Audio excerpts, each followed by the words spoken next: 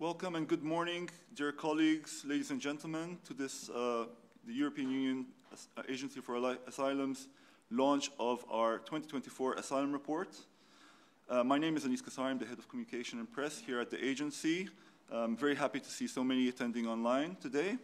The launch of this report comes, of course, at a very crucial period for the future of asylum in Europe, and so we're very happy to have this opportunity to present it today. I will be your moderator for the next hour and a half of this program, of the launch. Just a quick reminder, your microphones, everybody's microphones are muted by default. I kindly ask you to keep them muted throughout the event so that we don't have any confusion in the room over here. I'll run through the program very, very quickly before we get started. So we will we'll begin with an introductory statement by our Executive Director, Ms. Nina Gregori, who's here on my left. This will be followed by an address online by Beate Gminder, who is the Acting Director General at DG Home at the European Commission. This will be followed by a presentation of the report's findings and main highlights and its context by Mr. Ward Luton, who is the head of the euaa's Knowledge Center, which is the center that is responsible for the drafting of this report. And finally, we will have a presentation and reflections on the key findings by Ms. Esther Pozovera, who is the Head of Unit for Asylum at DG Home at the European Commission. Also, I want to mention that we will have a question and answer session at towards the end of the event. On your screens, you will be able to see, and you can probably see it already, a QR code. This takes you to Slido, so if you scan it with your phone, it takes you to Slido. We'll be taking the questions in writing. I would kindly ask, if possible, that you put your name and affiliation when you're writing your question. We will try to get through all the questions, or as many as possible, in the time we have. If we don't manage, as we do every year, we will be responding in writing, which is also why it's important that you put your name, so that we can find your contact details in the registration, and we can reply to you in writing. But we will, of course, as I said, try to answer as many of them as possible in the time we have today. And also just to mention, if you're a journalist, if you can write the words press in front of your question, it will help us identify that you're a journalist so that we're aware and we can prioritize your question. And so without any further ado, I will pass the floor to Ms. Nina Gregori. Thank you very much, Anis, for this kind opening as a moderator. And indeed, ladies and gentlemen, it is a really great pleasure to be here today to launch euaa's 2024 Asylum Report. And I'm really, really happy to see how many are already connected online. I will begin by saying a few words about the report's important role before, of course, turning to why the timing is so relevant for an EU asylum system that is indeed in transition. The Asylum Report has changed and developed significantly over the past decade, as of course you've seen, and I think the report has turned into a product that is much more than just a quantitative summary of asylum in Europe. It is now firmly established as the primary source of objective analysis of the many complex elements of international protection in Europe. It covers all elements, going far beyond the normal data, which only tell parts of the story. As noted by Commissioner Johansson last year, any serious asylum practitioner should have a copy on their desk or on their computer. Case law, policy changes, amendments to national legislation, shifts in the profiles of applicants, and so much more are just as important as raw asylum data, if not sometimes even more so. So this is the information which enables policymakers, case officers, legislators, civil society, and of course academics to go beyond the headlines in understanding that is working and what needs more efforts. That is where the EUA Asylum Report stands out. It is the only product that, using well over 1,000 sources, tells the entire story, both the improvements, but even more important, our challenges. Because of its credibility, the report is also a powerful tool which I encourage to use of encountering the diversive and also very toxic narrative on asylum and migration. Half-truth and disinformation are spreading in very alarming rates from both sides of the political spectrum, as well as on behalf of the actors outside of European Union's border. It is more important that even for all of us as responsible actors, of course, to rely on reliable sources and facts. The EUA's Asylum Report offers huge potential in this regard. Dear colleagues, of course, as we are all very aware, this year's report comes at a critical crossroads for the EU asylum system, as well as for the future of migration management in Europe in general. This is the case, in my opinion, for three reasons. The first is, without doubt and very obviously, the recent adoption of the EU's Pact on Migration and Asylum. By now, we have all read how important it will be in terms of bringing more efficiency, predictability, and also resilience to the common European asylum system. It's also the results of years of very tough negotiations. So it all does not come without criticism. On one side, there are accusations that the pact violates rights and builds a fortress of Europe. On the other hand, that it will force member states to accept asylum seekers and lead to further stress on social welfare and demographics. Let me be clear that both come from genuine concerns, but this is all, of course, in a way incorrect conclusions. The pact is certainly not a perfect compromise, but it shows that the EU remains committed to finding durable solutions that work for our economies, security, and social fabrics. And of course, for those in genuine need of protection. It is also a solid step forward in harmonizing practices at a very high level, while also, of course, being very pragmatic. The second reason why the timing of this pact is so very relevant is that the political shift we are, of course, now experiencing in Europe. EUAA is a technical agency, so we are not a political body, but we cannot be blind to the reality around us. The results of the European parliamentarian elections last week, as well as the recent national shifts, are an undeniable reflection of a Europe that is changing. While certainty still Europe is a continent that prioritizes providing protection to those who really need it, citizens also want to be certain that there is no abuse, that public funds for social services are not a sacrifice, and of course that the communities are safe. Ignoring these concerns, which again are often perfectly legitimate, will see these political shifts continue in even more dangerous ways as concerns give way, of course, to fear. It will fail to this. I fear that those who look to Europe for protection will increasingly be at risk of paying the price. And lastly, and I will only touch on this very briefly, international instability, it is at a level that has not been seen since the World War II. This is of course, there is no hiding from this. Greater instability leads to greater needs for protection, meaning it is unlikely that we will see a significant reversal or drop of the increased application for asylum that we have seen in the last few years. The key is now how to manage all of that, while of course also safeguarding fundamental rights. Ladies and gentlemen, bearing these three elements in mind, I return to the first point, so the pact.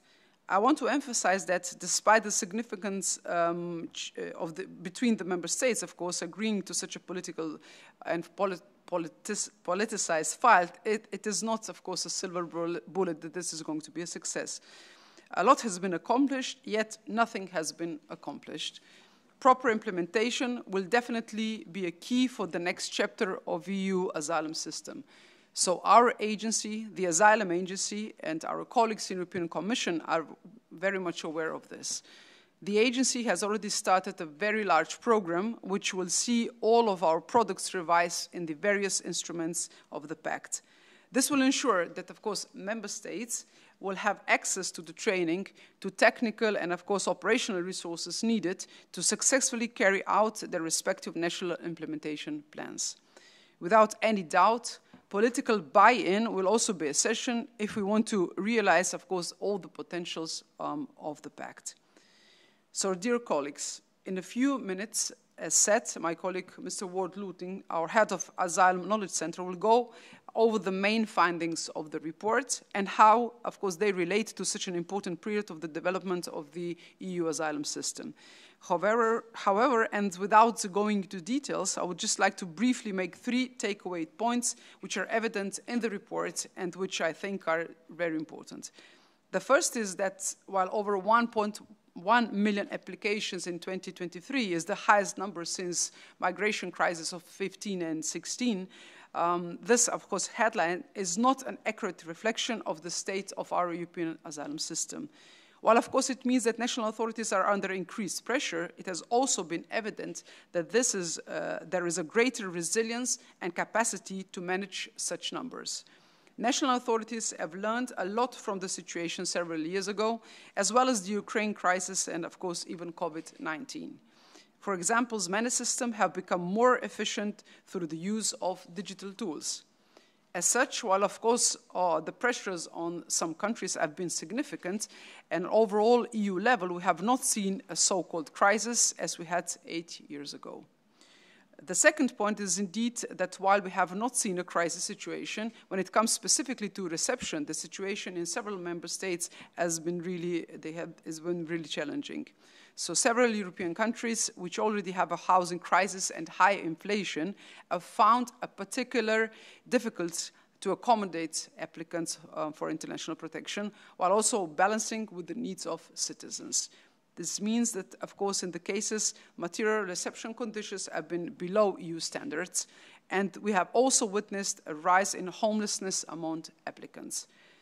My final takeaway is that, of course, courts are playing an increasing role in fostering convergence in EU. Both the Court of Justice on the EU level, of course, and, of course, the national courts have continued to review national legislation, policies, practices, and have issued judgments that have improved alignment with EU acquis. I mention this point as the critical role of the court is often overlooked. In the EUA, we place great importance on fostering training, facilitating exchanges, and providing resources for and to judges. Indeed, as the debate on asylum and migration continues to be very politicized, the courts will continue to be an important safeguard to the integrity of the EU asylum system in the future. Ladies and gentlemen, I conclude by again highlighting that we are at a crucial point in the evolution of the world's only multinational asylum system. The next year or two will be so important in terms of successfully implementing the pact and realizing its full potential. I have absolutely no doubt that the EU will yet again demonstrate that it can continue to protect those in need with even more efficiency and with full respect of fundamental rights, while also showing skeptics that this next chapter is an interest of us all. Thank you very much for your attention. Thank you very much, Ms. Gregori, for those interesting remarks and insights into the context also of the report, because this is not a standalone report, of course.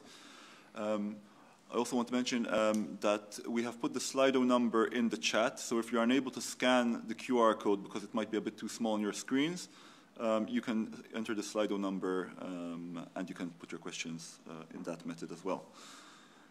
And so now we will turn to Ms. Beata Gminder, who is the Acting Director General at DG Home at the European Commission. Thank you very much for joining us this morning, Ms. Gminder. The floor is yours.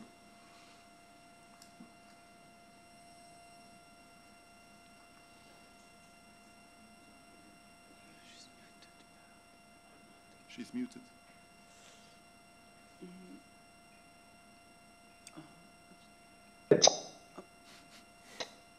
Is it now better? Yes, we hear you now. Yes. After all this digital work, we still don't manage to unmute.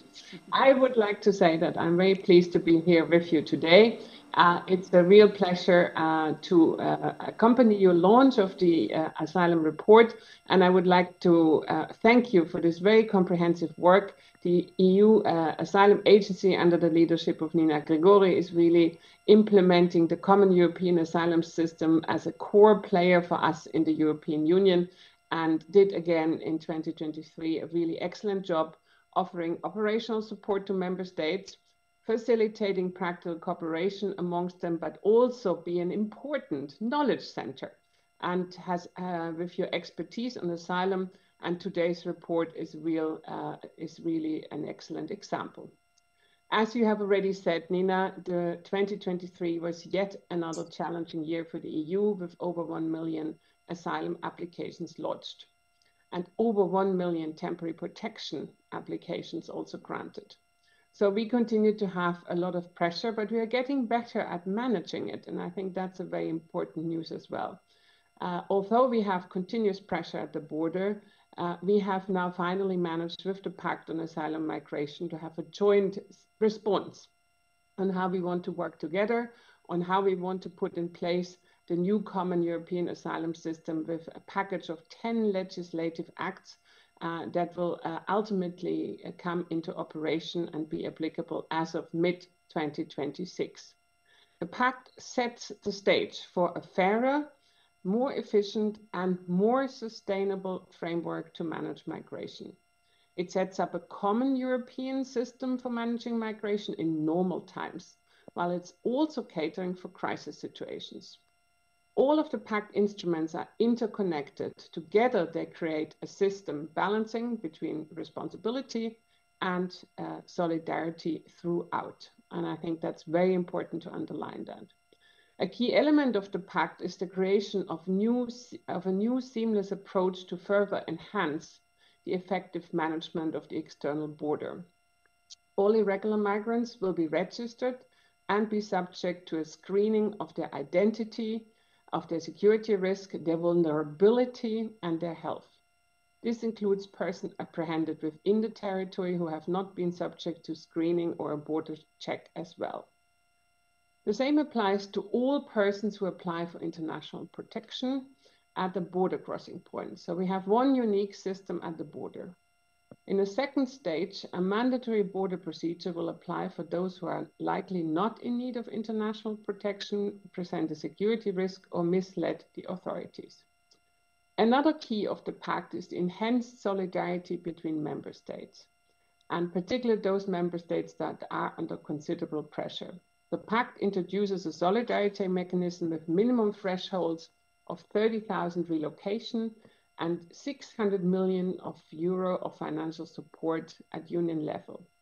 And we must respect these minimum thresholds for solidarity at all given years at any given time when we're calculating who should contribute how much to the solidarity pool.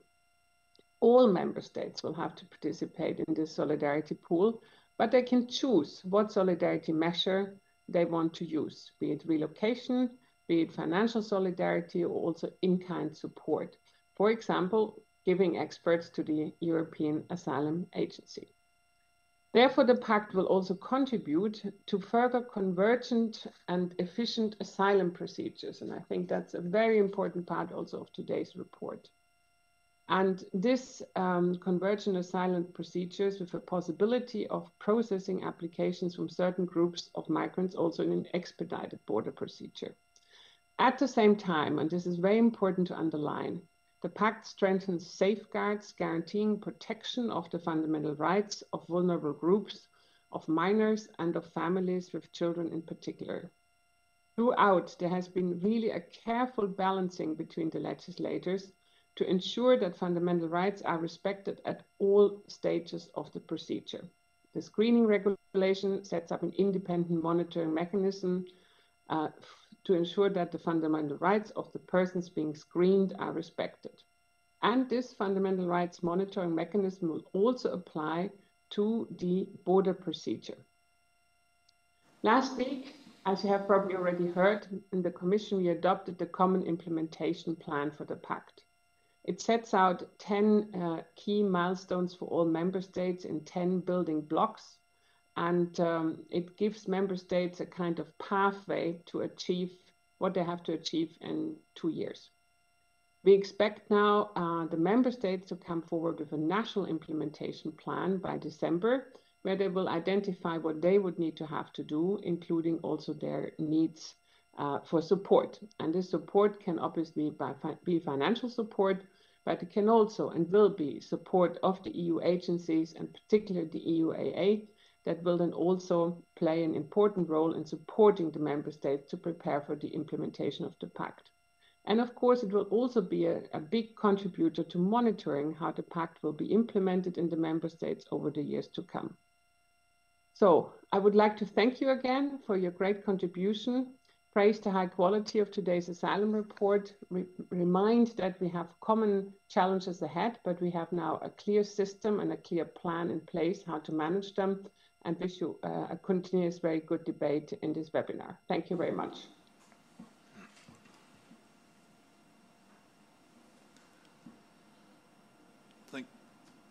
Thank you very much, Ms. Geminder. I hope I'm online.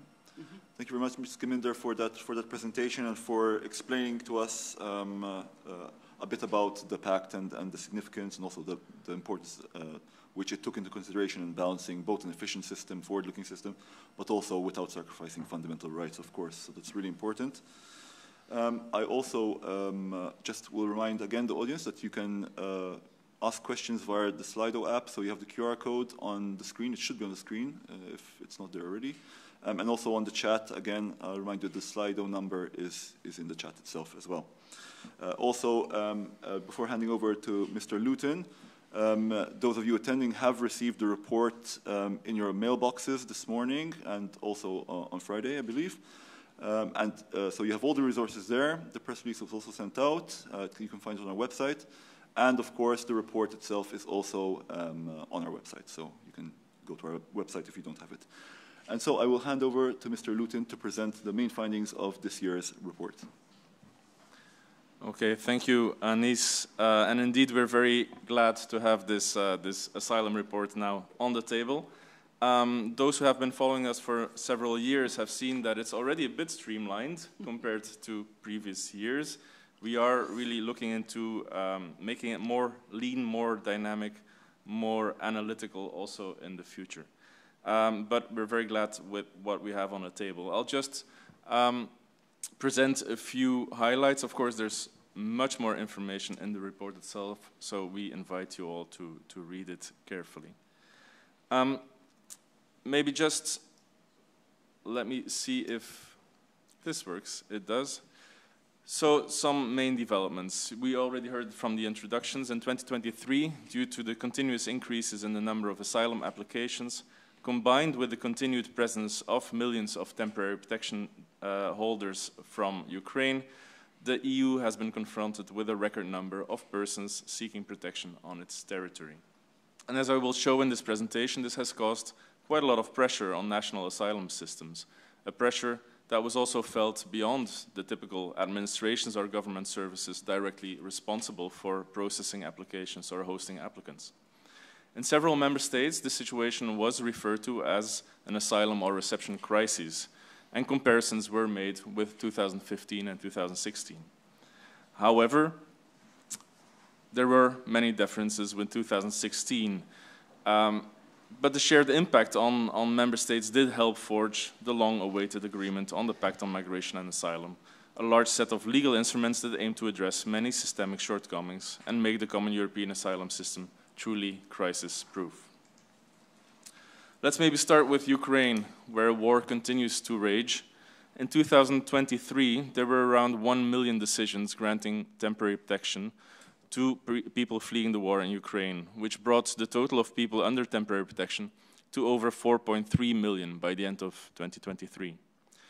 The activation of the Temporary Protection Directive in 2022 has ensured that persons fleeing Ukraine could easily access protection without having to undergo an individual asylum procedure, and this is deemed to have been successful in preventing a collapse of the asylum system across the EU.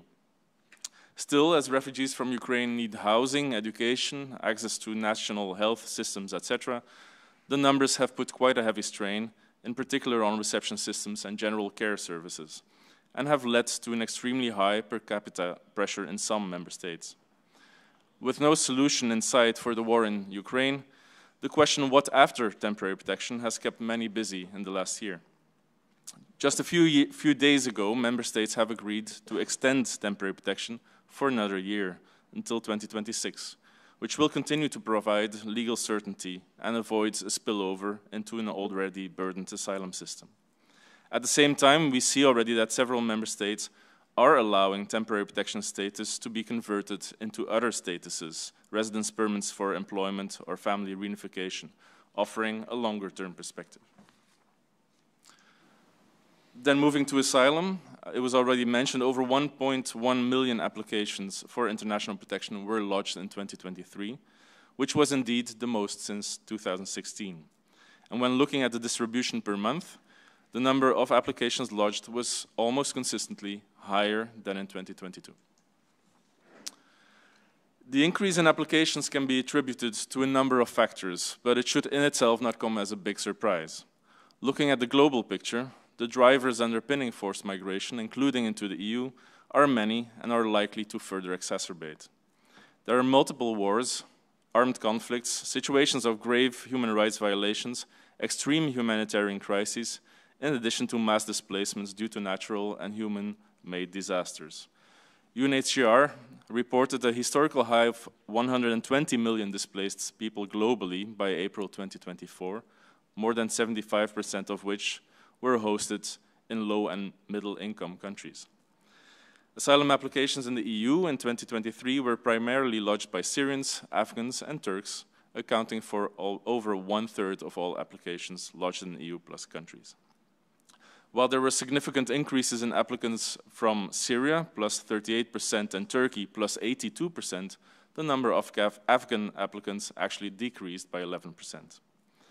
Venezuelans and Colombians, who ranked 4th and 5th, applied in record numbers for the second consecutive year. Also at lower levels, nationals of other Latin American countries have lodged record numbers of applications in 2023. Shifting the focus to Africa, there was a sharp increase in applications by Moroccans, Egyptians, Guineans, and Ivorians. All four applied in unprecedented numbers, as did nationals of the Democratic Republic of the Congo, Sudan, and Cameroon. In addition, there was a 6-fold increase in applicants from Burkina Faso compared to 2022. Unprecedented increases in applications have also been reported by nationals from Bangladesh, Sri Lanka, and Nepal. And finally, also record numbers of applications by Palestinians have been reported since the summer of 2023. Now, while there are obvious interlinkages between irregular border crossings and asylum applications, it's very important to note the difference between these categories when considering the data.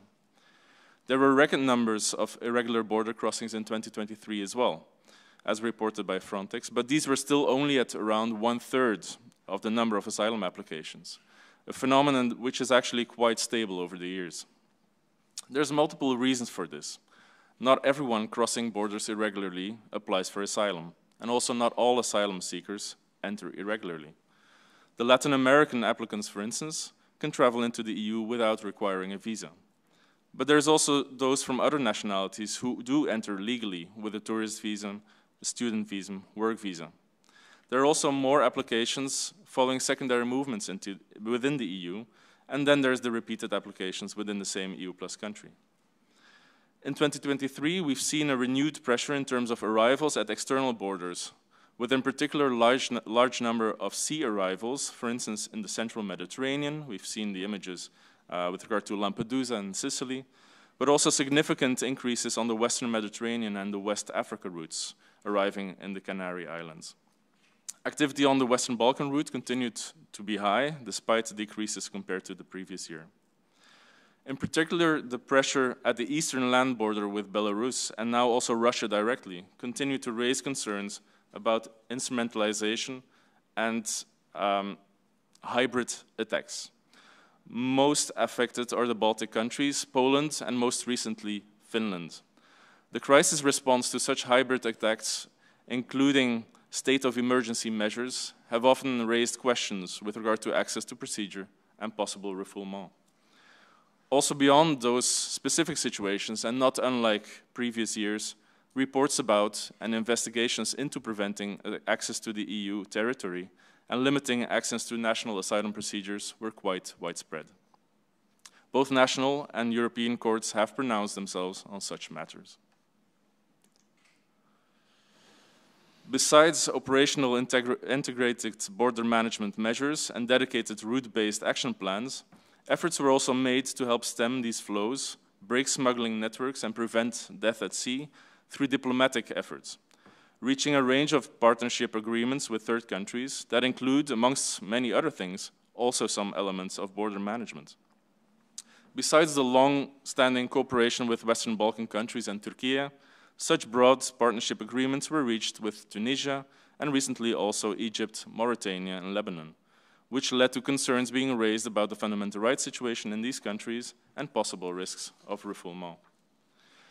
The importance of the external dimension of the EU's asylum policy is only expected to grow, and many member states continue to underline that the new pact needs to be complemented by the external dimension.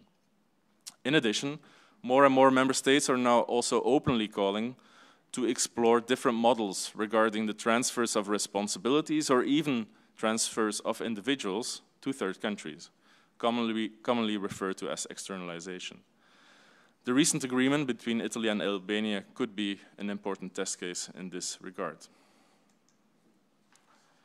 It's important to understand that not all asylum applications lodged in the EU are immediately following external border crossings. In 2023, as in the previous year, we noticed the continued pressure stemming from secondary movements within the EU. The Dublin procedure that should govern transfers within member states or between member states, often back to the member state of first arrival, has in past years lost efficiency, with few transfers actually being implemented, including due to many court rulings pointing out deficiencies in terms of reception conditions. Initiatives have been taken in 2023 for a more efficient implementation of Dublin procedures, and these have started generating some positive results. Now, in the EU, while for a few member states the number of applications has decreased, in most member states this was not the case. And in many member states, they have experienced record numbers of, or maintained very high numbers of asylum applications. Germany topped the list in terms of the number of applications received and accounted for about 30% of the total. This is a very substantial share, but it's less than in 2016, when Germany received almost 3/5 of all applications. The next three top receiving countries jointly accounted for 41% of the applications, with record numbers in each. We have seen France with a 7% increase, Spain 38% increase, and Italy with a 63% increase. At far lower levels, Bulgaria, Slovenia, Estonia, Luxembourg, and Latvia also received unprecedented numbers of applications, while the Netherlands and Switzerland received the most since 2015. In contrast, applications in Austria declined substantially by 46% compared to 2022, and decreases at lower levels were also seen in Sweden, Cyprus, Romania, Denmark, Croatia, and Czechia. When considering asylum applications in relation to the population size, Cyprus, Austria, and Greece have received the most applications per capita. Now, focusing on the impact that this has specifically for the asylum administrations, we can see how the increased number of applications is no longer offset by the number of case closures. Even as member states at first instance are becoming more efficient in taking decisions, there continues to be a gradual buildup of pending cases, reaching, again, similar levels as in 2016. Unless tackled swiftly, such a buildup risks turning into a large backlog that may take years to address. Logically, this will also have a big spillover effect on the appeals level as well, where also sufficient capacity will be needed to deal with a growing number of appeals. We estimate that the total number of cases awaiting a decision at the end of February 2024, so including those in appeal or review, increased to around 1.2 million, of which 3/4 pending at first instance and the remaining quarter awaiting decisions at second or higher instances. Now, EU plus countries have undertaken different measures to enhance the efficiency of the procedure. These range from recruiting and training more staff, for instance in Belgium, Cyprus, Ireland, and Malta, introducing new working methods to shorten and streamline interviewing and decision-making, making strategic use of prioritization policies, such as in Finland, Ireland, and the Netherlands, and establishing or adjusting national decision policies for specific profiles and nationalities, such as in Belgium, Denmark, Malta, Netherlands, and Norway. Under the impetus of the European Commission, fast-track procedures were piloted in Bulgaria and Romania, and also other EU plus countries aimed to fast-track certain caseloads, including through the use of accelerated and border procedures or by applying safe country concepts. EU plus countries also continued with digitalization initiatives to enhance the efficiency and quality of asylum processes. This included, for instance, investments in establishing and upgrading integrated case management systems, the use of automated transcription tools, establishing systems for better anticipating future asylum flows, and the rolling out of digital payment cards in reception. So far, I focused on the pressure on asylum administrations, but nowhere is the pressure, and this was mentioned also by our executive director, is the pressure coming from either sudden mass inflows or longer-term continuous increases more visible than in the field of reception. In some EU plus countries, such as Croatia, Czechia, Slovakia, and Slovenia, more applications arrived, but many of them also continued their route after a short time. In others, however, bottlenecks appeared between different levels of reception system, for instance, between the federal state and the federal provincial level in Austria, or between the federal and cantonal levels in Switzerland. Increased occupancy in Greek mainland structures slowed down also transfers from the islands. Slow outflow from reception centers was a major issue in many countries, including in Belgium, France, Ireland, Luxembourg, and the Netherlands, due to longer asylum procedures, difficulties for recognized beneficiaries of international protection to move to private housing, or challenges in implementing Dublin transfers or returns. In some of these countries, this led to situations where reception systems were overwhelmed and could no longer offer accommodation to all applicants. Now, one thing is dealing with emergency situations, which may sometimes require drastic ad hoc solutions. But when the issue becomes systematic, there's a need for more structural solutions to ensure flexibility and sustainable reception systems. In some EU plus countries, changes were made to the institutional setup, funding structure, and cooperation agreements with other stakeholders. The environmental sustainability of facilities also gained more importance as reception systems have to cope with increased demand and higher energy costs. The pressure on the reception system also caused a revision in and stricter application of the rules on the entitlement to reception conditions. Dealing with larger numbers, both in asylum applications and reception, often involves applying more stringent implementation measures, simplifying procedures and practices, and ultimately this means spending less time on and with individuals. However, safeguards are essential to ensure that special needs, especially for vulnerable categories of applicants, are not overlooked. Several EU plus countries have reported a continued high number of applicants with special needs. These range from applicants with physical or mental disabilities, applicants presenting with a wide range of health issues, to victims of gender-based violence and children arriving to the EU alone. Authorities in countries with high numbers of simultaneous arrivals often face difficulties in appropriately identifying and assessing special needs, and tools have been introduced to facilitate such screening, identification, and referral, but also the importance of dedicated and fit-for-purpose information provision and counseling has been stressed in the report. The Asylum Report, and again this was mentioned already by our Executive Director, highlights the essential role of courts and tribunals, not only with regard to the individual applications and to safeguard the rights of applicants with regard to Dublin procedures, reception conditions, or detention orders, but they are also important actors in confirming or adjusting national practices and policies and stimulating convergence in applying the common European asylum system. Of vital importance is in particular the jurisprudence of the Court of Justice of the European Union. References to case law are included throughout the report. Now, while we, of course, focus very much in the report on asylum and reception as key areas of interest, the pressure of receiving new applicants and integrating third country nationals into national systems, affects a much wider range of services and administrations. It impacts education, healthcare, social welfare, and the housing market. Some of these effects are immediate, while some are cumulative and only come to the surface after a number of years. Some of the public debates we have seen in the last years, and especially in the build-up to the elections in many member states, are not as much about whether we can hand procedures in time or whether we can offer the exact number of beds to those arriving. They are much more about longer-term cumulative effects of what is sometimes perceived as uncontrolled mass arrivals. Overall, 2023 has in several member states been experienced as another crisis year with regard to asylum and reception. But as already indicated in the opening words, there are many differences compared to 2016, and in general, national systems have shown much more resilience, especially taking into account the additional pressure stemming from the war in Ukraine.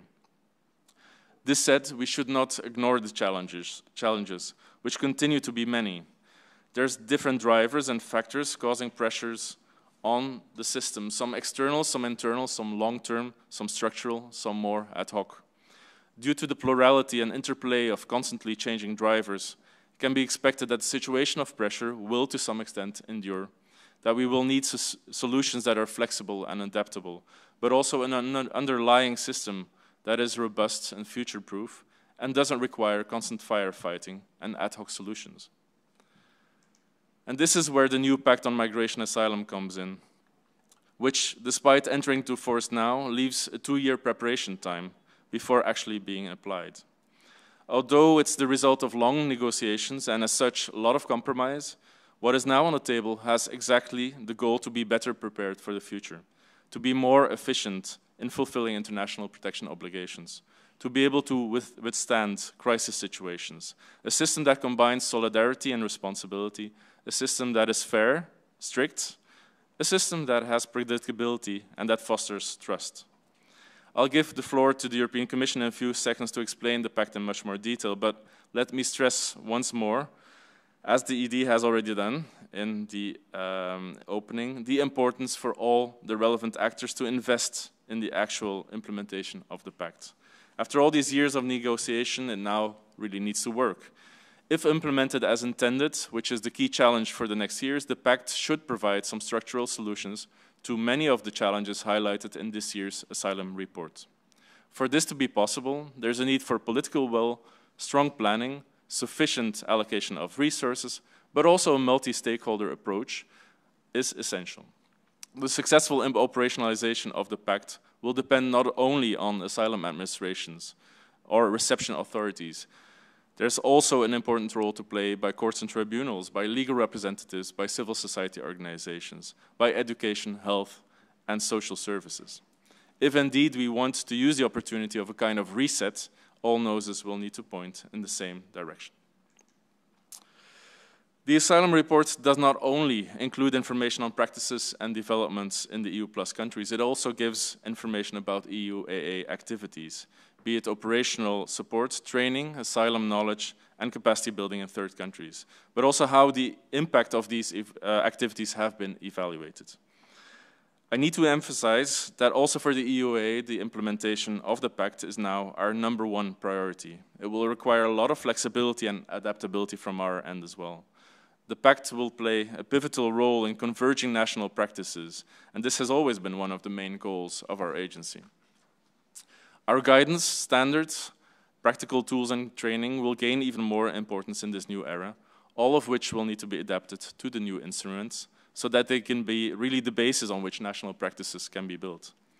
The agency's situational awareness activities and products will contribute also to the overall aim of crisis anticipation and preparedness. Resilience of the new system will be strengthened through EUA operational support where needed. The agency will also play an important role in securing the many safeguards that have been included in the pact instruments, including through its new monitoring mandates. And to make all of this possible, the agency will need to prioritize. It will need to streamline and adjust. New formats for reporting and modalities for practical cooperation will need to be tested, and existing and tested practices may need to be adapted to the new reality. In that sense, we can also anticipate already that next year's Asylum Report which will reflect and analyze the current developments, will look a bit different. We are going through internal reflections to make the reports leaner, as I already mentioned, more analytical, less descriptive, while still offering publicly accessible information through other channels. But this being said, we're very proud, as I mentioned in the beginning already, to present to you this Asylum Report 2024 in its current format, and we hope that it will offer the information and analysis insights that you are looking for, and that it will support a wide range of asylum practitioners, decision makers, and policy makers in their work. Before giving the floor to Esther Pozovera from the European Commission, to tell us more about the pact, I already want to use the occasion to extend a warm thanks to the euaa team that managed yet again to put this flagship document on the table, but also to those in national administrations, the EU Commission, agencies, international organizations, civil society organizations at large also, who all contributed in different ways to this report. So thank you very much, and I give the floor back to Anis. Thank you very much, Ward, for that very thorough presentation of the main findings of the report. And as I mentioned before, all the resources, the report itself, but also the executive summary and a whole list of other resources can be found on our website. Those of you attending online can also receive them online this morning and on Friday. And you can also refer, of course, to our section on the website for news and also the latest asylum trends from also the first part of this year as well. And also, just before passing the floor to Ms. Pozovera, I saw a comment on the chat regarding the transcript. And just to let you know that the entire session, including the Q&A session, which will follow at the end, is being recorded and will be available on YouTube. So if you want to refer back to it at a future date, or you want to pass it on to somebody else, to a colleague, you can also go on our YouTube channel and find the video there. And so without any further delay, I pass the floor to Ms. Pozovera, who is the head of unit for asylum at DG Home at the European Commission. Thank you very much for joining us this morning. The floor is yours. Thank you very much, and good morning, everybody, and thank you to the EUA for this wonderful work, and the report always very thorough and very good, and for inviting us to have some reflections on the findings. I think Ward and Nina and Beate said it all. We have ahead of us 2 years that are going to be very intense. I think Beate already presented to you the main elements of the pact and what we're trying to achieve, which is a system that we have a better control of our borders, but also faster and fairer procedures, as well as more solidarity among member states. How do we do this in practice in the next 2 years? So we have put, last week, we have published the Common Implementation Plan. This Common Implementation Plan is common because it applies to all the legislative instruments that form part of the pact, and a bit beyond as well, following the comprehensive approach that is included in the Asylum Migration Management Regulation. It's divided in 10 building blocks, and with these 10 building blocks, what we're trying to do is to focus the attention on the fundamentals. It's common because all the building blocks and all the pact instruments are interrelated. They are all interdependent. And as we see also from the EUA report, you cannot talk about procedures without reflecting on reception, and you cannot have a reception system and your integration of beneficiaries of international protection doesn't work. Everything is interrelated, and this is what makes us put forward this common implementation plan. It's also common because all member states have to work together. I think this is one of the main lessons learned from the negotiations. This is a pact that brings everybody together. It's a European solution to the European challenge. And that means that all member states have to work hand in hand to deliver it. And if one member state lags behind or one member state fails to deliver, everything also falls apart. And so that's why it's also a common implementation plan. Of these 10 building blocks, we try to simplify a very complex legal text into the fundamentals, as we call it, and looking from Eurodac into the procedures at the border, bringing together the screening regulation the asylum procedure regulation, particularly focusing on the border procedure, as well as the return border procedure regulation. Then we focus as well on the reception, rethinking reception, and which is our third building block. Our fourth building block is making the procedures faster but more efficient as well. Obviously, we have the return building block, and then we have the Dublin rules, which is a new responsibility obligations, solidarity, which is our building block 7, contingency planning, in which the EUAA has a very important role to play, which is our building block 8. Our building block 9, we have brought together all the new safeguards and guarantees provided by the Pact together. And finally, we have building block 10, which is about resettlement and the integration of those who have been granted international protection in the Union. 10 building blocks that should guide member states in the preparation of their own national implementation plans. As you know, the Pact entered into force on the 11th of June. Member states have to submit national implementation plans in December, 12th of December. The Commission had the obligation to deliver the common implementation plan by September 2024. But we decided to bring forward this deadline to give more guidance and time to the member states to prepare the national implementation plans. And that's why the day after the entry into force of the Pact, the Commission came forward with this very comprehensive implementation plan that also includes a checklist for the member states to guide their process in terms of preparing the national implementation plans. What is the ultimate objective?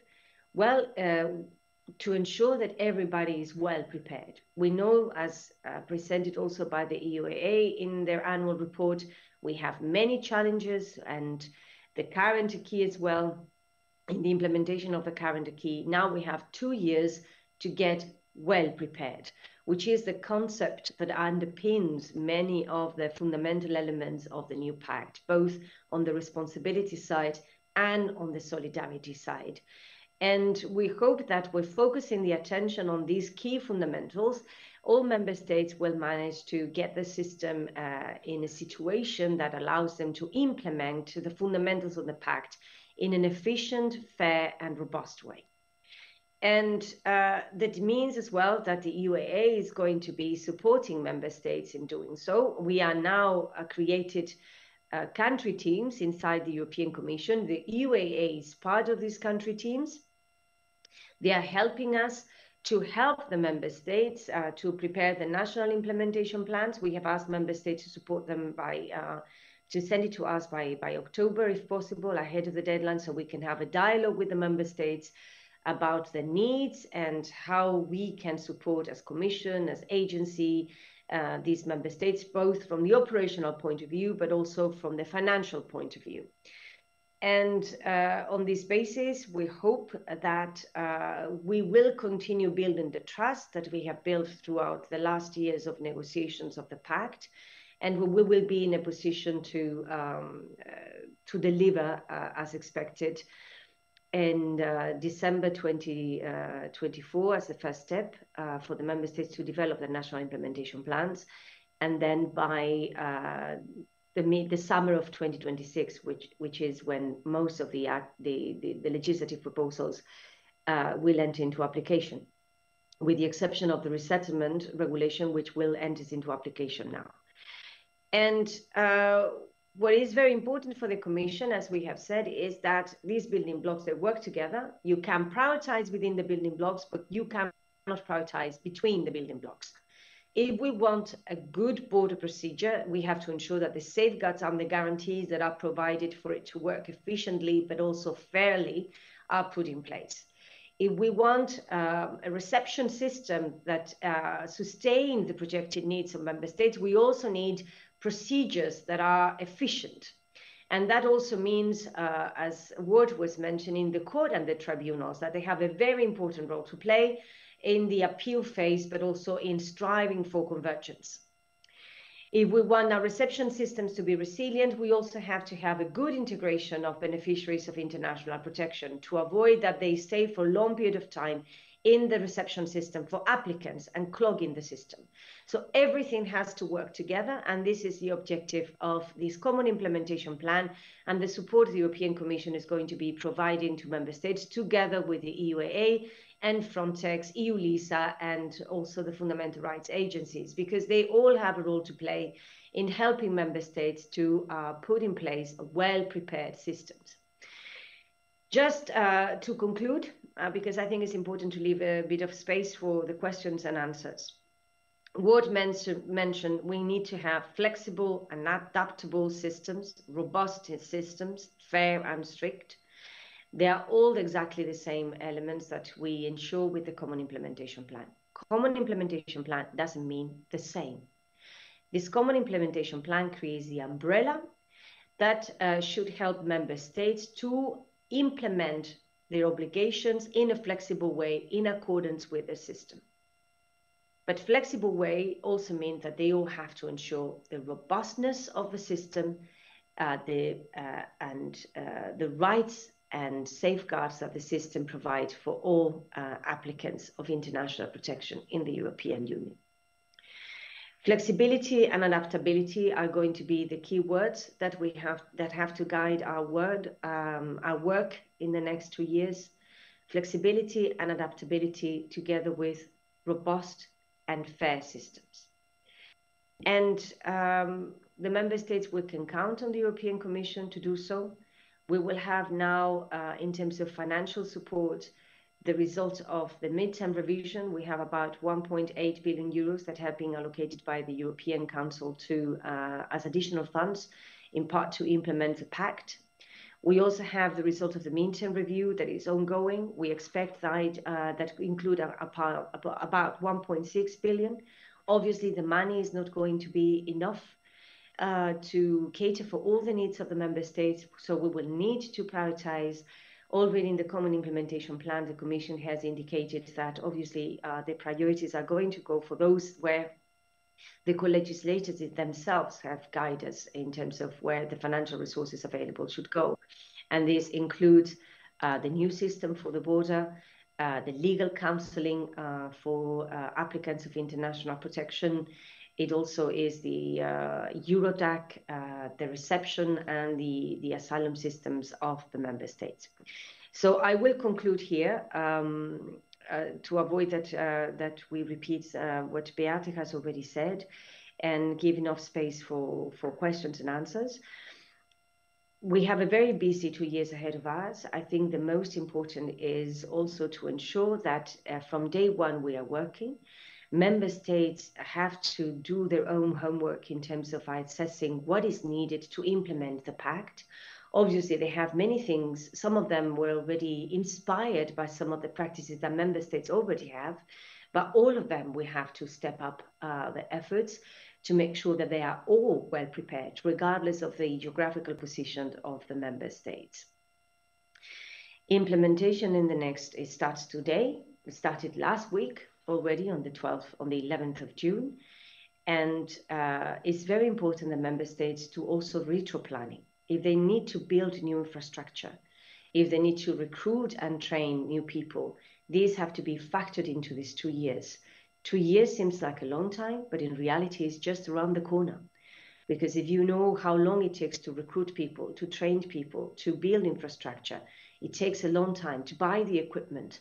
So we all have to start working very intensively in the next 2 years with the support as well of the EUAA and the other agencies to deliver the plan and to deliver the pact and give a response that our citizens are asking in these troubled years. Thank you very much. Thank you very much, Esther, for really running us through the importance of the next 2 years and all the work that's already been done. You said its implementation started last week.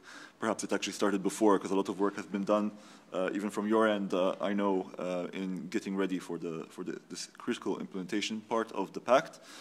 We've heard, I think this is a common statement by all who have presented so far today, that it really comes down to implementation now, and that all hands are on the deck to really get this done. And it's not only, of course, us as an agency and the European Commission, so the institutions, as well as member states and their authorities, but also all stakeholders involved, as the board also mentioned himself, so courts, civil society, etc., to really make the most out of what we have on the table right now and what was agreed to by member states and by co-legislators. And so we now turn to the question and answer session. You can see, again, I really would encourage you to please scan the QR code which you see on the slide right now. Also, you can refer, again, as I mentioned several times, to the Slido code which is on the chat. And please don't be shy, please ask your questions. This is a great opportunity to ask some of the key stakeholders and players in managing asylum and international protection in Europe on where things stand and where we're going and these kind of questions you might have. And so I see already a few questions which we have. I'm going to read, so I will read them out loud and then I will pass the floor to those online. Esther, I hope you'll stay with us to answer on behalf of the Commission as well. So first question, can you elaborate on the nature of EUAA partnership agreements with third countries? Very concerning to hear the EUAA say that the Albania-Italy agreement could be an important test case. And so this question is, it seems more directed to the EUAA. Perhaps maybe Esther after will want to add something, but Nina, would you like to say something? Yes, thank you very much for this question. Indeed, very interesting one, especially for the future as we've presented together with Mr. Luton and it's today's event. I can say what the EUA is currently doing, of course, when it comes to the cooperation with our partner countries, namely the third countries, because of course we are present also outside European Union. But according to our co-regulation, so EUA regulation, we can only work with third countries when it comes to supporting them in capacity building. So basically we're trying to help and support certain third countries with assuring that of course their own protection space in a way is, let's say, adoptable, is of course up to the standards, but it's also in a way developing into the direction or closer to our EU acquis.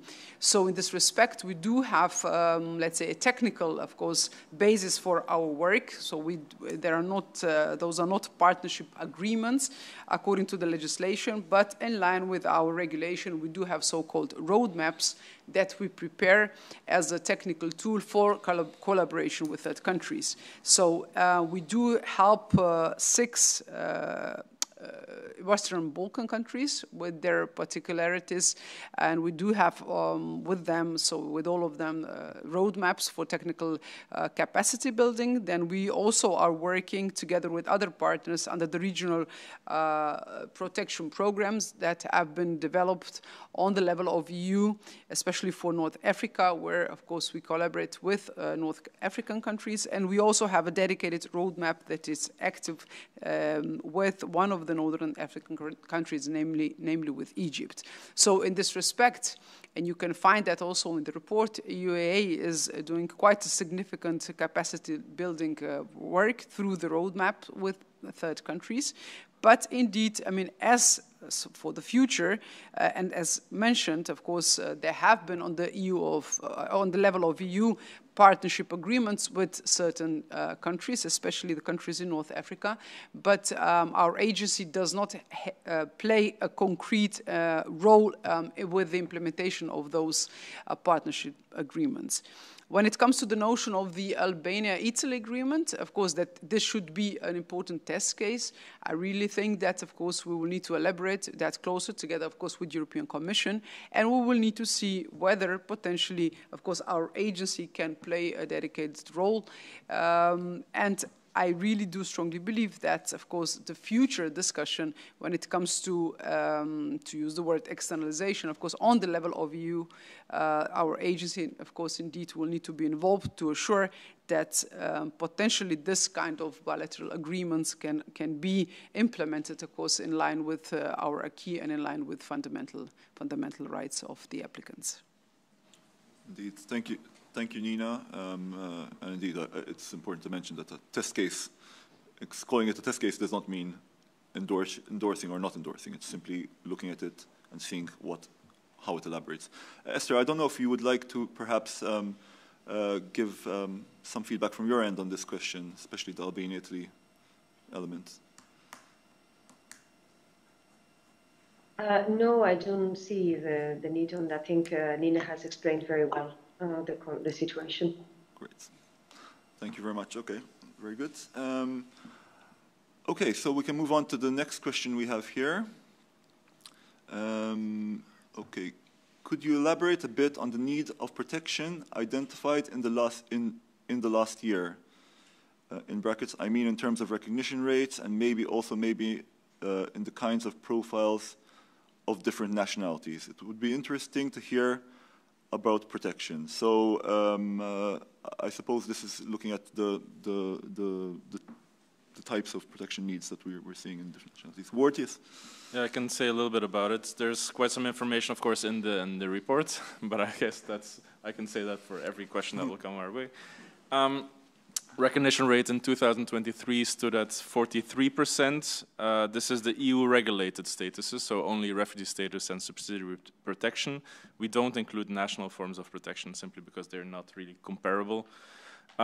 This rate was the highest since 2016, so that's quite interesting. The rate has been going up, actually, due to increased recognition rates for Afghans, Iraqis, Palestinians, and Ukrainians.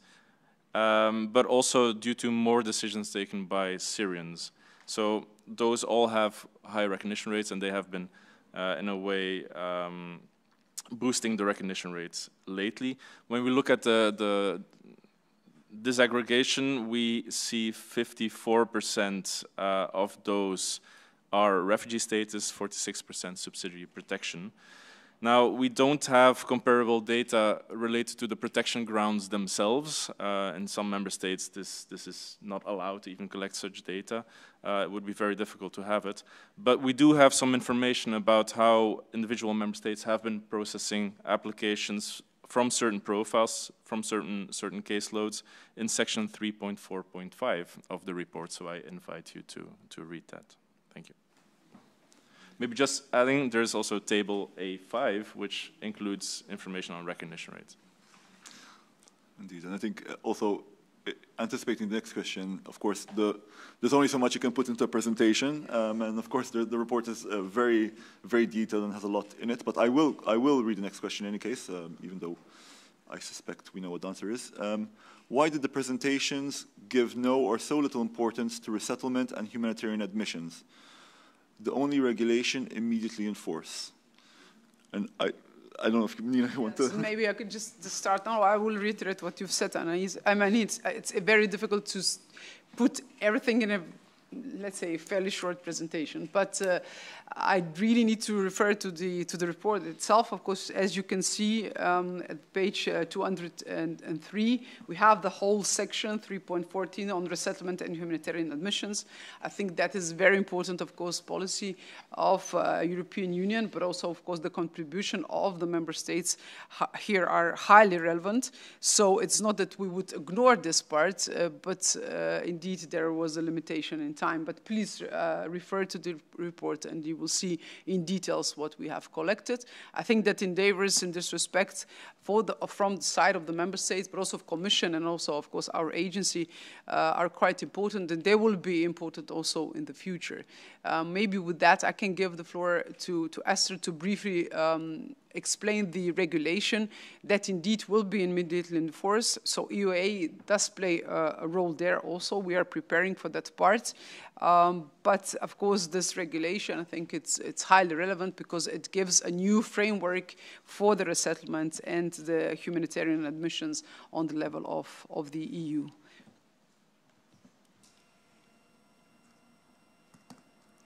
Yes, in terms of the resettlement, actually what we said even in the Common Implementation Plan, we'll remind everybody that the resettlement regulation is the only one of all the pact instruments that enters into application immediately.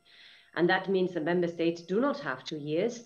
Obviously, what we have now is a period in which we have the scheme is already, the ad hoc systems that we have so far are still ongoing. And basically now the member states are in the process of appointing the national contact points for the resettlement, for the implementation of the Union resettlement and humanitarian admission plans. They have to review and adjust the national procedures. And we are going to convene the high-level resettlement and humanitarian admission committee. And this is where the Commission, and this committee is the one that is going to discuss and advise the Commission on the implementation of the resettlement regulation. And the high-level committee will provide steer to identify the geographical priorities from which admission should occur. And we're also going to make the first proposal for the 2-year Union resettlement and humanitarian admission plan.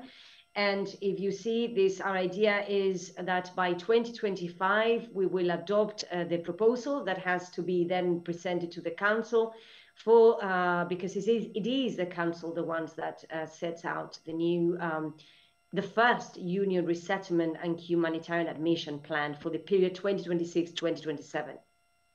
So indeed, it's applicable immediately, but obviously there's still a little, some preparatory actions that need to be implemented. Most importantly, the Commission has to convene this high-level resettlement and humanitarian admission committee, and then so that it allows us to prepare the first Commission proposal for the adoption of, by the Council, the first Union resettlement and humanitarian admission plan, which will cover the period 2026 and 2027.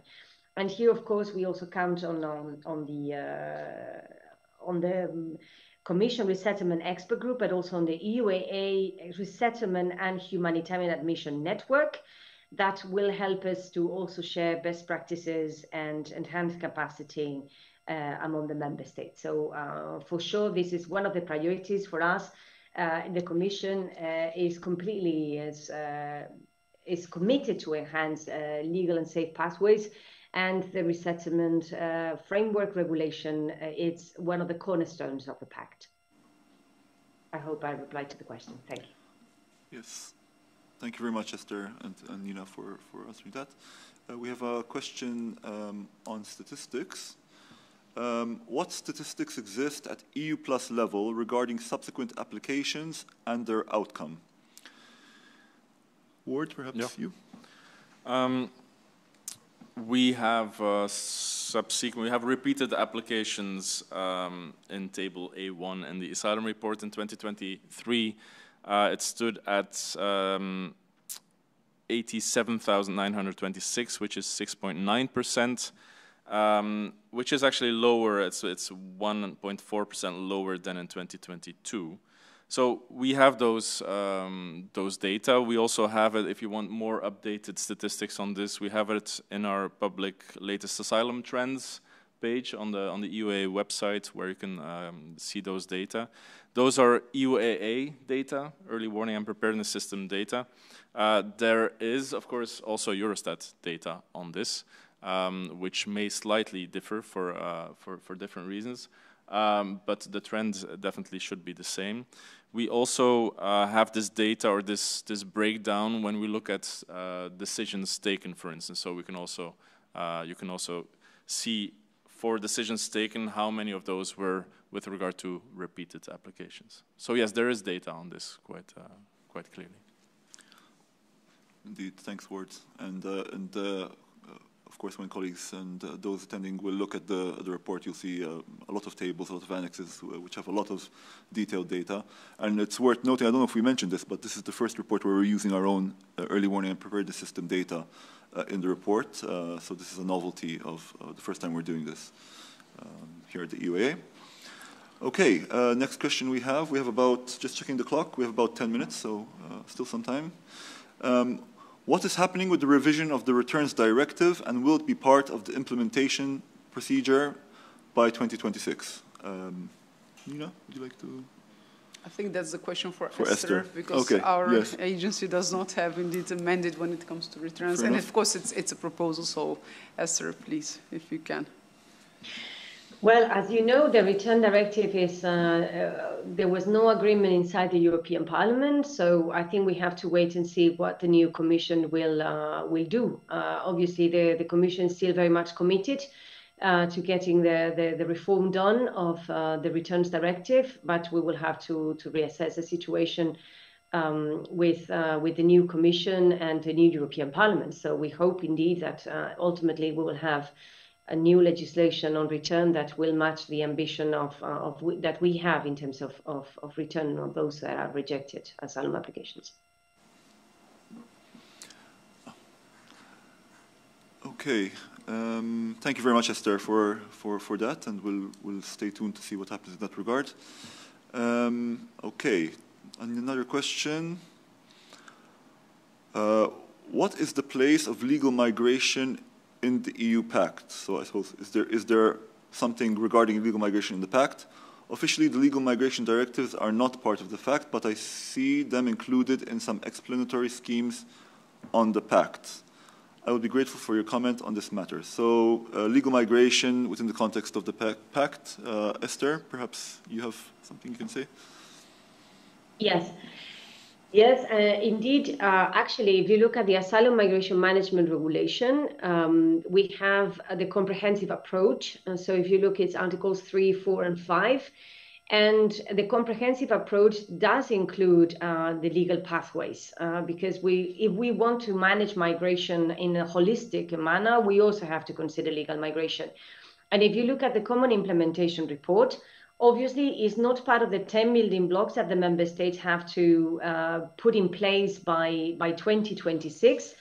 But however, we stress in the Common Implementation Plan the importance of legal pathways as a key tool to manage migration in a comprehensive manner, but also to foster cooperation with countries of origin and transit.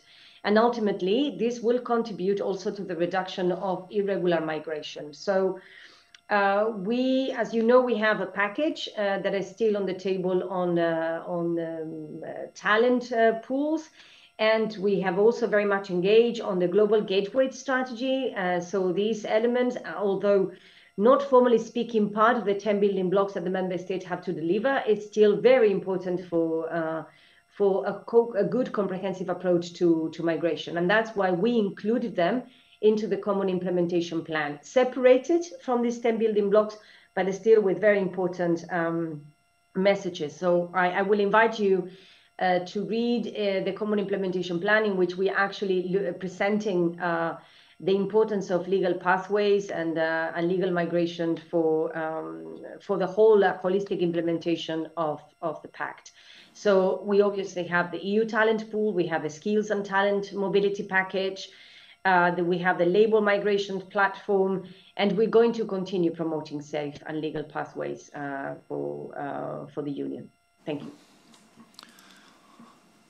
Thank you, Esther. Okay, I think this is, let me just see what we have here. Okay. Next question is there or will there be a formal mechanism for civil society consultations with the high-level committee for resettlement? So this is about the involvement of civil society. Just to mention, of course, that in the UAA we have the consultative forum, which is, has an independent role now, or semi-independent role, quite independent role, in our new regulation.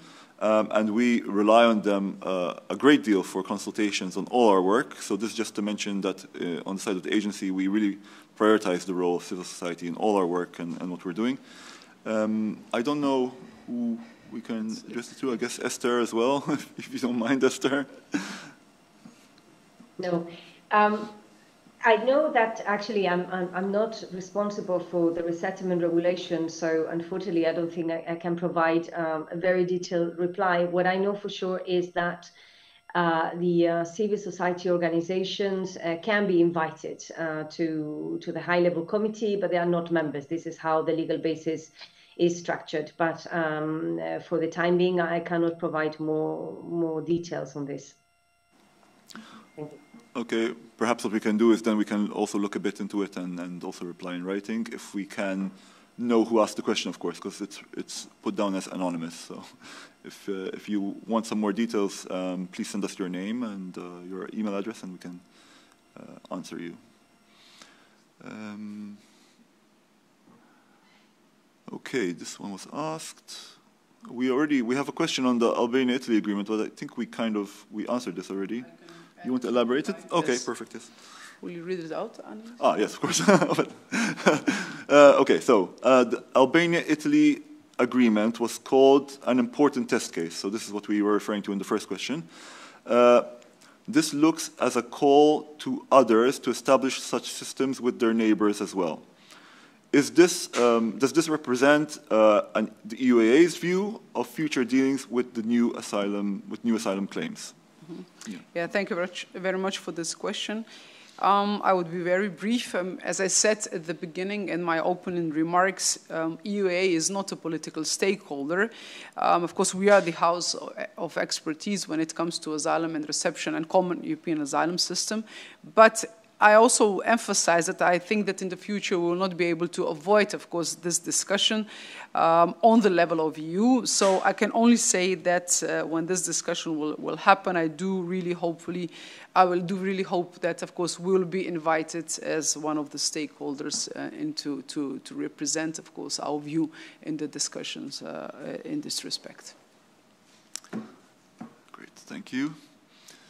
I'm just seeing if we have questions. Mm-hmm. Ah, yes, here we go. Okay, yeah, the system's a bit confusing. So, yes, most of those holding nationalities with the highest recognition rates have to reach the EU irregularly for lack of alternatives. This includes also many children and families. How can we guarantee their rights within the EU, the new border procedure? Ward, would you like to take a start? Yeah, I can say something, and I'm sure Esther will want to complement. So there's all applicants or all persons at the borders will undergo a screening, which includes also a vulnerability screening. So I think that's already a very important phase where those who have vulnerable, have special needs would need to be identified and referred. And of course, we are working already together with different stakeholders on developing tools and making sure that this can be done in the most efficient way. I do have to point out, though, that the asylum border procedure would normally not be for high recognition rate nationalities. So the whole aim is, of course, to process those which are most likely to not be in need of international protection. So in that sense, at least the question, those people from those nationalities should actually not end up in the asylum border procedure, should end up in the normal procedure. In any case, there are, in the Asylum Report, there's a whole section 4 on vulnerable groups.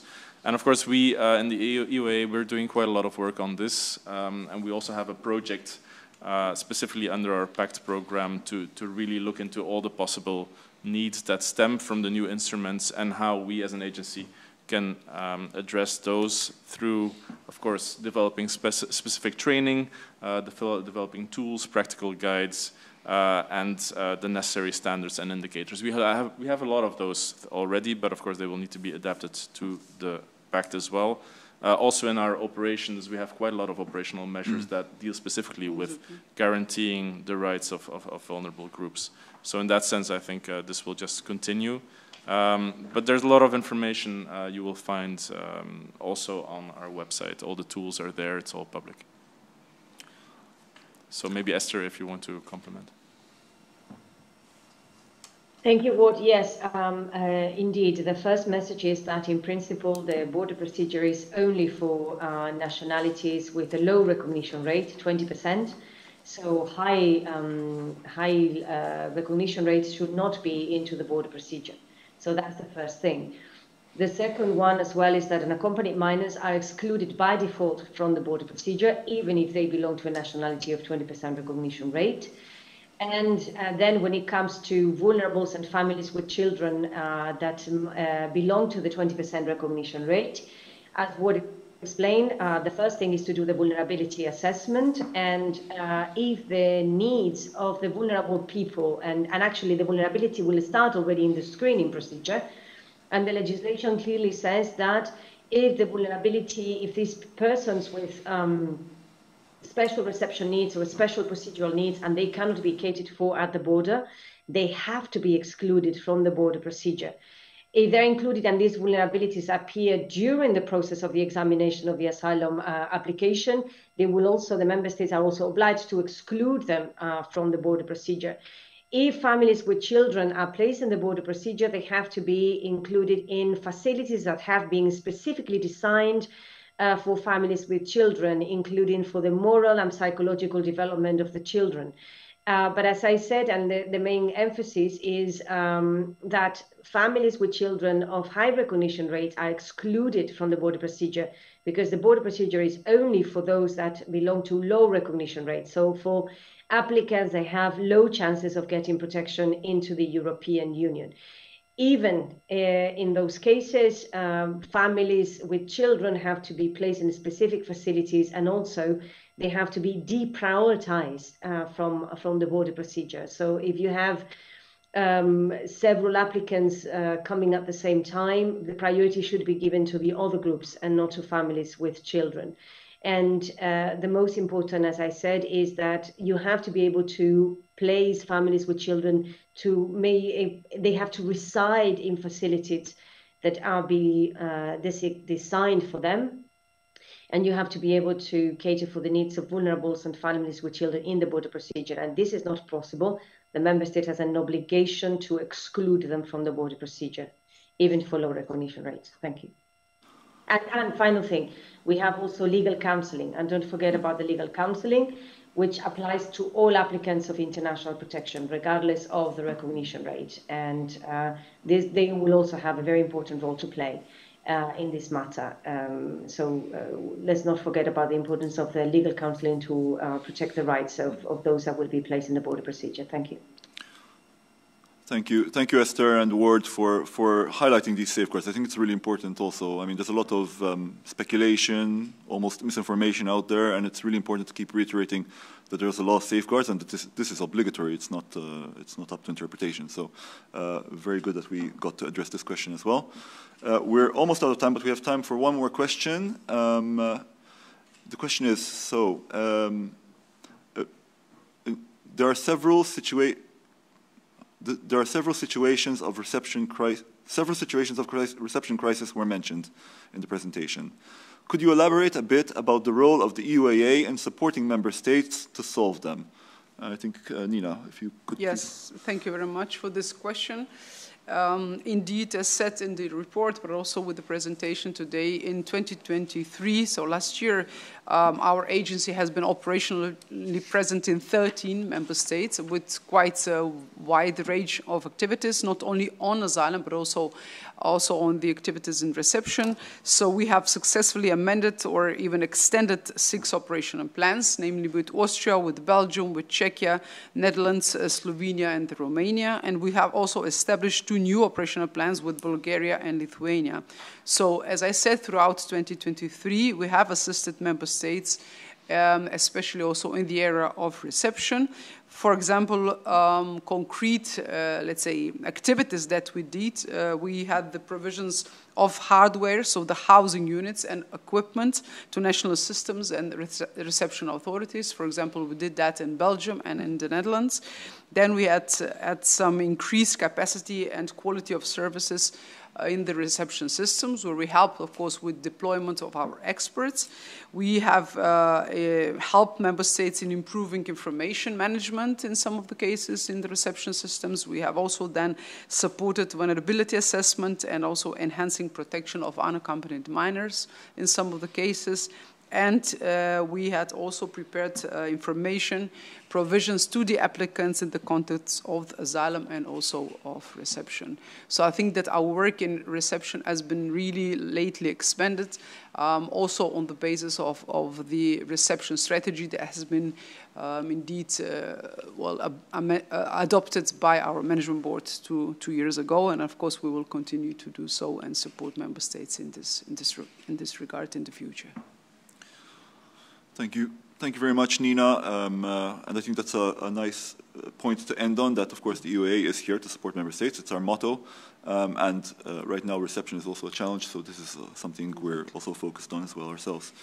So I'm very glad that we're ending exactly on time. I want to thank the colleagues who joined us, so Esther, Beate, who joined online on behalf of the Commission. Thank you, Esther, also for being here to answer some of the questions. Ms. Grigori and Ward Luton, thanks for being here to present the report and answer questions as well. As I mentioned before, if we didn't get to all of your questions, we will make every effort to answer in writing as we do every year. Please make sure you left your name at least so that we can find your email address. If you want to leave your email address, that's even better because it will help us in that regard. Once again, the report is available online. So are all the associated resources, including the executive summary. There's also a press release that was published this morning. You can find it on our website as well if you didn't receive it. And of course, you can refer back to this session on YouTube, on our YouTube channel. The video will be uploaded there. And of course, last but not least, please do follow us on social media to follow what our activities are and how we're preparing to implement the pact as well. So thank you all of you for joining. Thank you to the speakers, and I wish you a good rest of the day and a good rest of the week.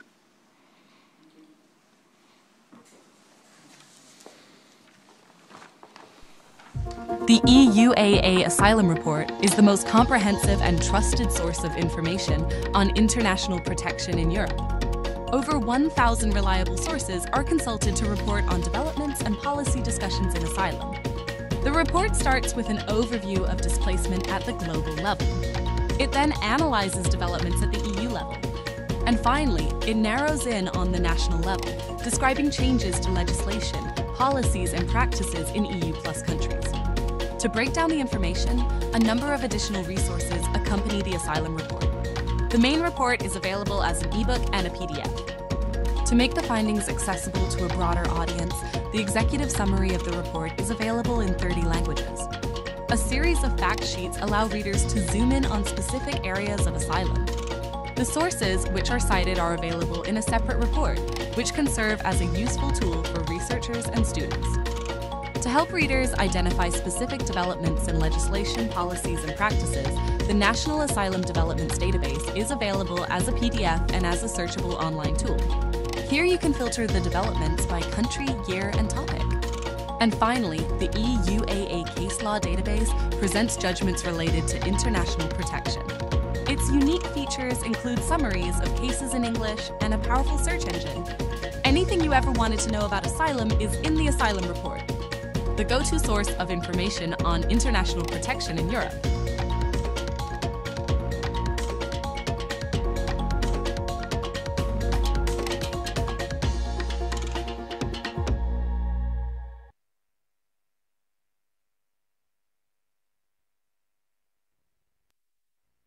The EUAA Asylum Report is the most comprehensive and trusted source of information on international protection in Europe. Over